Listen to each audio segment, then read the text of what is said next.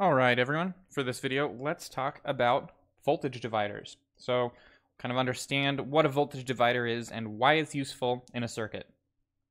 So, first, we need to start off with two resistors. You'll learn this is a voltage divider. Two resistors divides our voltage, and I will go into the details of that as we go through all these calculations. So, in a previous video, we've calculated how to do some Ohm's law stuff. So in this video, I'm just going to kind of breeze through it really quickly. You can kind of follow along, but if you want a more detailed explanation, I'd recommend watching one of the previous videos where I go into it in a little bit more detail. So in this case, we have two resistors in series, and we know because of series that it changes a lot of the attributes of these resistors, or it changes how we think about this circuit a little bit. So first, let's do a little bit of circuit analysis here, and I'll explain why this is called a voltage divider here in just a minute. So we want to know the one thing that we don't know here, which is the current going through this resistor. So let's draw an equivalent circuit here with our equivalent resistance little equation that we have. And we're going to change this circuit into a simpler circuit that's a little bit easier to solve. So the circuit that we want is a voltage source, so just here, with a single resistor, and then we go down to ground. And we can do that with this equation. So we have 5 volts up on the top. This equation tells us that our equivalent series resistance, so we're resistance series equivalent, is equal to our first resistor plus our second resistor plus however many resistors we have. So if we're in series, we can just add them all together. So 200 plus 200 is 400. So this is equivalent to a 400 ohm resistor right there. So now we just need to know the current through this whole thing. And we have Ohm's law. So thankfully, Ohm's law is going to save us, and we're going to use it a lot. V equals IR. So V, we know we have 5 volts. 5 equals some current, I, times our resistance of 400. Okay, 5 over 400, cancel out the 400. I equals 0.0125, and that's in amps. We know that this is 0.0125 amps that is running through our equivalent circuit, and this runs through the whole thing. Remember, if we're in series, we have to share the current. We can't have a bunch of electrons building up somewhere, right? So the whole thing has to have the same current. We know that the current in this circuit, I, equals 0.0125 amps. Excuse that 5 there, but 0.0125 amps. Great. So now we can calculate voltage drops across components. If you remember previously, I had talked about how components each eat up a little bit of voltage, so especially things like resistors. So a resistor is going to eat up a certain amount of voltage, and we want to be able to calculate how much voltage each one drops. So it's actually called a voltage drop. So I'm going to call it voltage drop from now on. So we want to see how much voltage this resistor drops, and then we want to see how much voltage that resistor drops. So we have a couple of rules here that we know. I'm going to draw our little dots out here at our layers. We know at the top we have 5 volts. We know at the bottom we have to hit 0 volts. We have to. And we know our current and our resistance. So now we can calculate our voltage for this specific component. So that's the one we're going to start with. So V equals IR. V, in this case, is unknown. It's what we're solving for. It's that voltage drop. I is 0.0125. R is 200 ohms. So if we do the math here, I believe this comes out to V equals 2.5. 2.5 volts. So we know that this voltage drop right here, we drop 2.5 volts. Well, and then we just have some simple math here. We know we have 5 volts up on the top. We know we have 0 volts at the bottom. We subtract 2.5 volts. What's left over? Well, another 2.5 volts. So this one also has to drop 2.5 volts. Hopefully this makes sense. We have two resistors here that are the same resistance values. So they kind of share that resistance. If we look at this equivalent circuit over here, this 400 ohm resistor, we know that we have to get to 0 volts by the bottom. We know up here at the top that we have 5 volts. Oh, let me draw that in red. 5 volts up at the top. We only have one component. We know that between the top and the bottom, we have to get to 0 volts. That means that across this equivalent resistor, we have to lose all 5 volts. And if that resistor is split directly in two, then we're going to share that voltage between the two of them, 2.5 volts and 2.5 volts. Okay, we're going to go to this next part, and this one is a little bit different, but we're going to do our equivalent resistance again. Remember, our equivalent resistance, we just add those resistors if they're in series. So 100 plus 400, that is a 500. Oh, sorry, this one should be 300. 100 plus 300, our equivalent resistance, our SE, so our series equivalent is 400 ohms. Let's redraw that again as our other circuit, or our equivalent circuit. Thankfully, this one is 400 ohms. Same exact thing as up here, right? 5 volts, 400 ohms, down to ground. Right here, 5 volts, 400 ohms, down to ground. So we've already done that calculation for current. So I know that current equals 0.0125 amps because we did that calculation with that equivalent resistance. So we know that for this one, since these electrically are kind of the same thing right now, we know that the current through this entire thing also has to be 0.0125. 0.0125 amps. So we have the same current. Let's do the same thing. We're going to solve for the voltage drop across our first component. Okay, 5 volts up top. We have to hit 0 volts by the bottom. We know we drop some voltage across this resistor. And we have, conveniently, we have our current, we have our resistance, and so now we just need to find our voltage with Ohm's law. So unknown voltage, V, is equal to our current, I, which is 0.0125, times R, which is 100 ohms. And yeah, so if we do this math here, that looks like V equals 1.25 volts.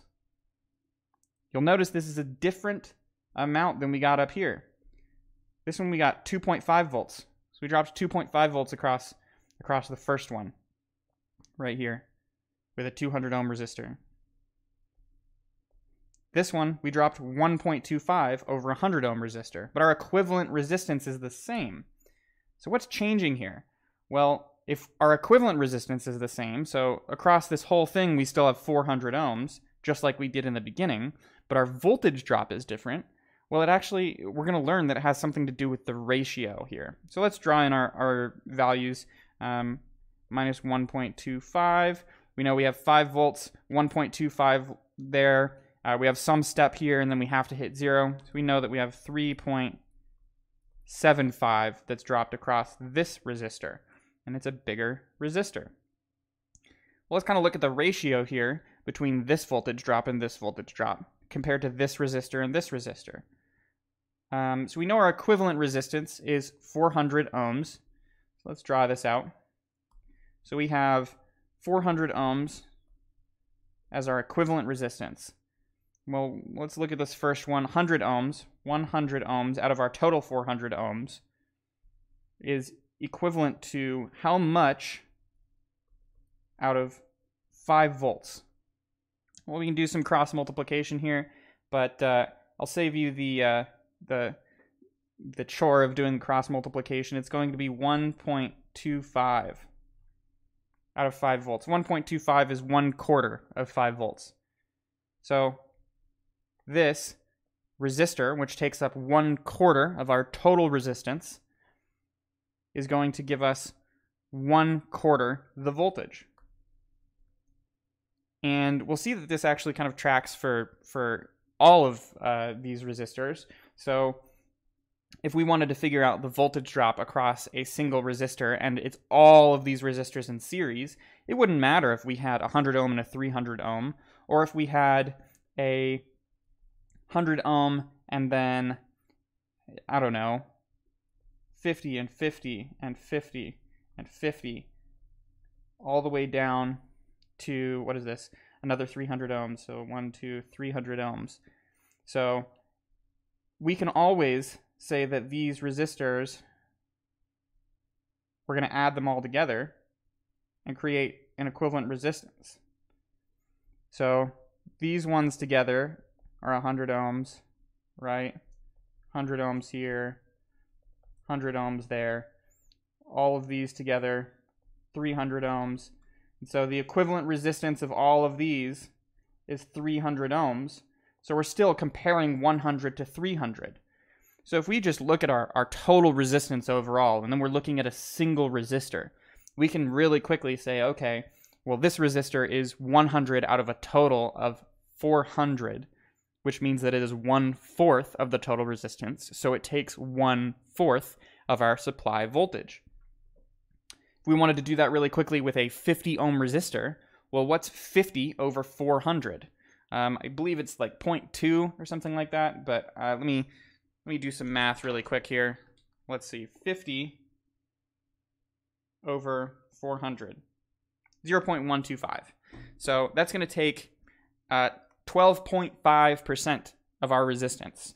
Or you could take 0.125 times 5, and that says a single one of these resistors, if it's 50 ohms, is going to take 0.625 volts.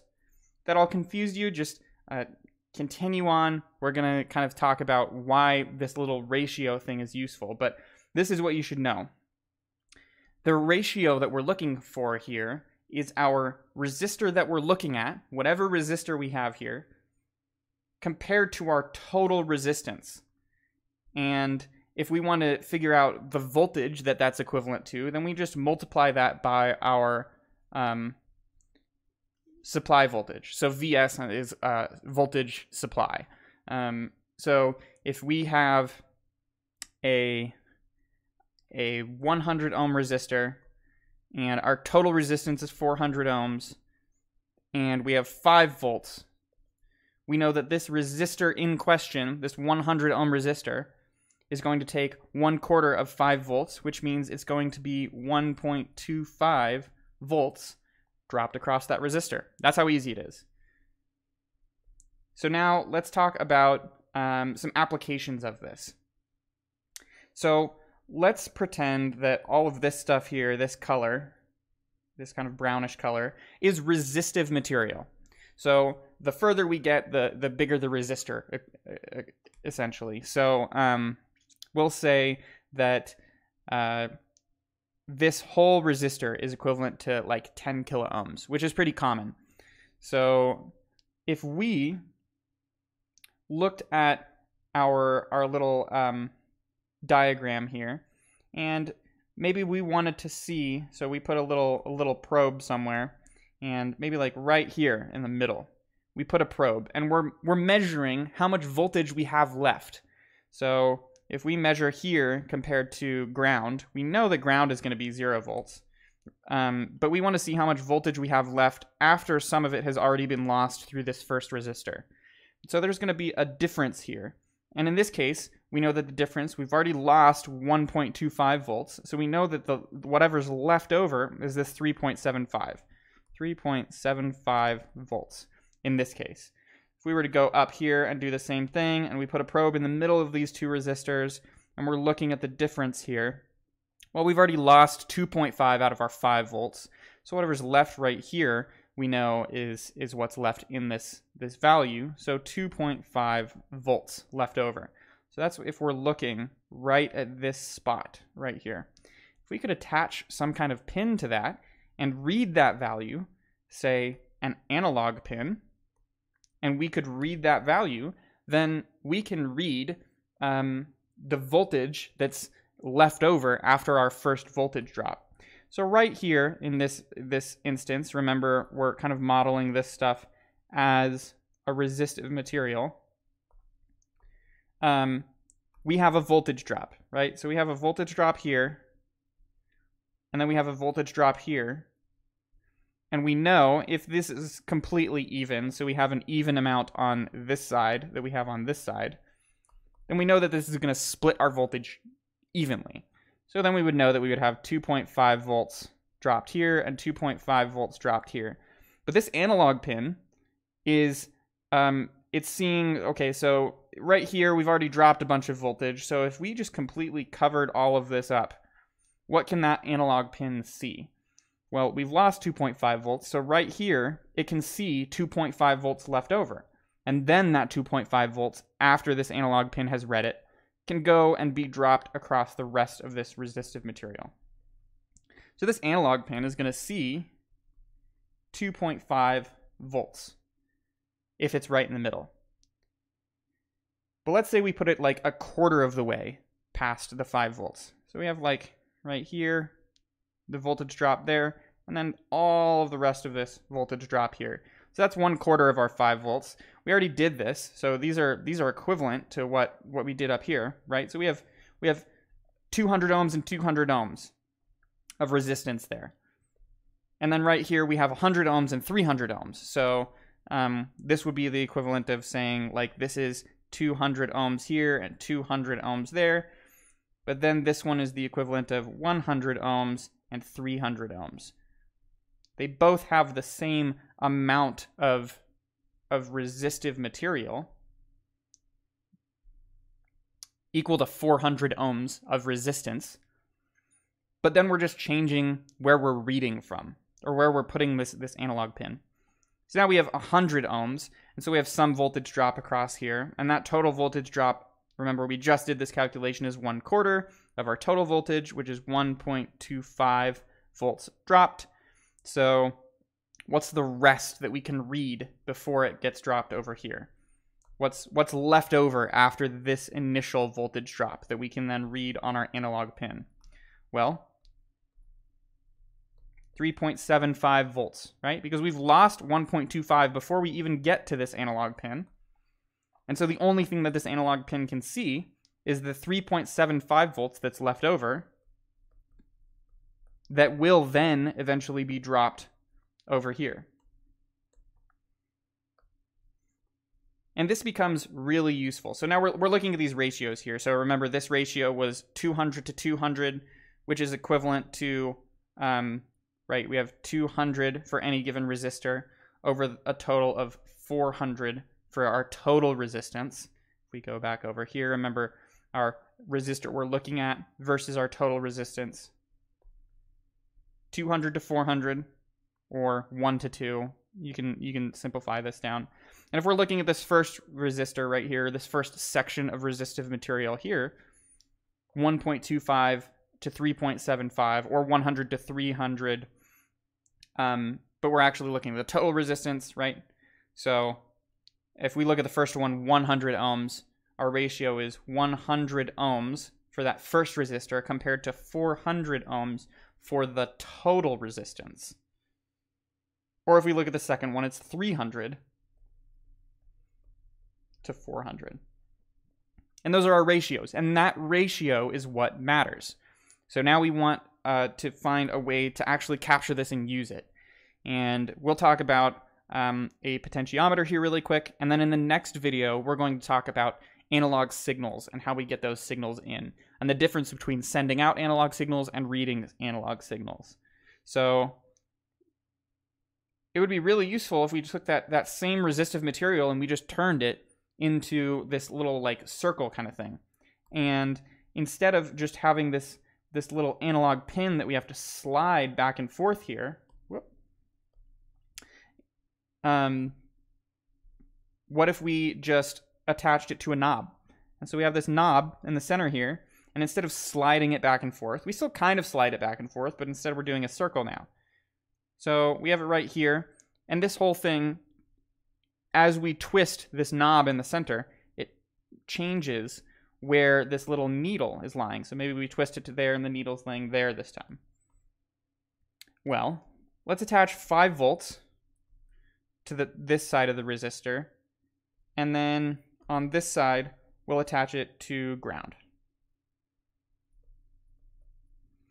Well, all we've done now at this point is we have taken this whole thing right here, and we've kind of curled it up and turned it into a circle.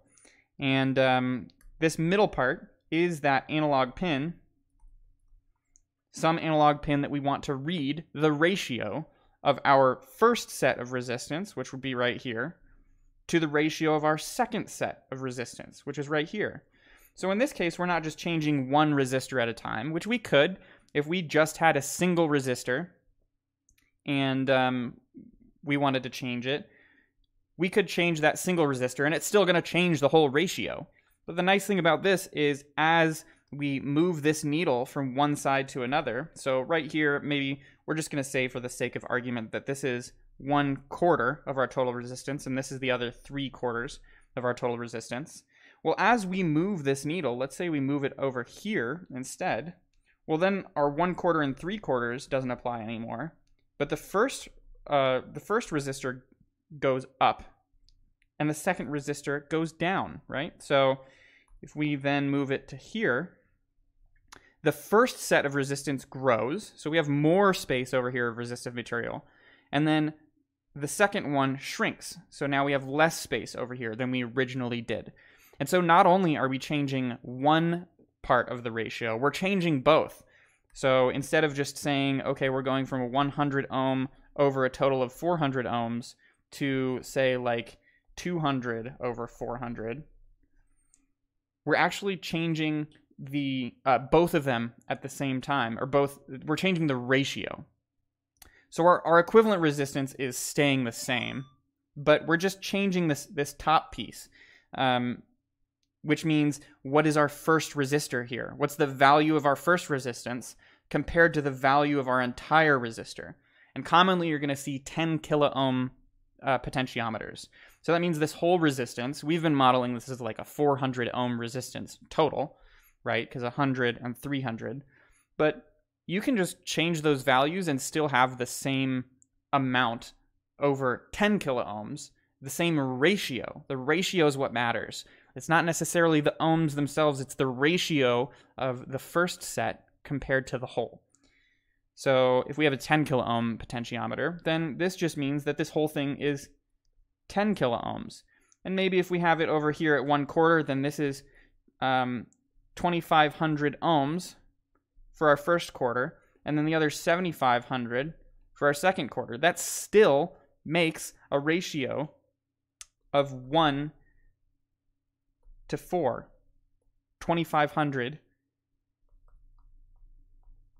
over 10,000 ohms, right? Because 10K is 10 kilo ohms, 10,000 ohms. So that ratio is what matters. It's not the actual ohms themselves. So in the next video, we're going to talk about analog signals and how you can send them out and receive them on an Arduino. Thanks.